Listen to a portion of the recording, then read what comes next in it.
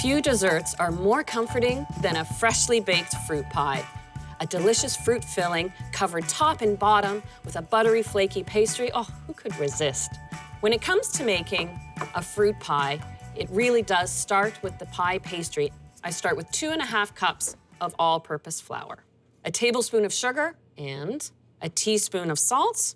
I've come across a new technique that ensures that your butter will not overmix into the flour.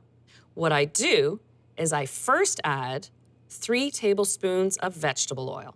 Stirring the oil into the flour evenly coats the flour.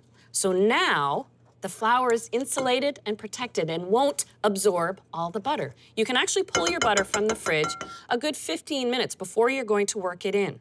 1 cup of unsalted butter.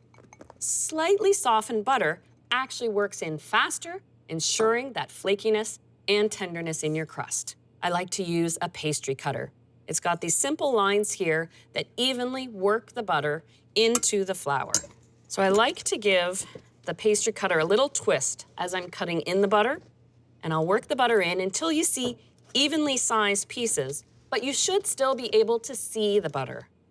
And now it's time to add the liquid, a 1/4 cup of cool water, and a key ingredient is 2 teaspoons of either white vinegar or lemon juice. The acidity contributes to a tender, flaky pastry because it shortens or tenderizes the gluten strands in the flour. And then back to the wooden spoon, and then turn the dough out onto a work surface. As I'm bringing together the dough by hand, I'm folding it over.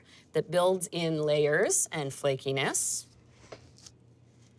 I'll divide it into 2 pieces. You can actually see the flakiness in there. Now I'll shape it into 2 evenly sized discs, one for the bottom layer and one for the important top layer. And now I like to give my pie dough at least an hour to chill in the fridge.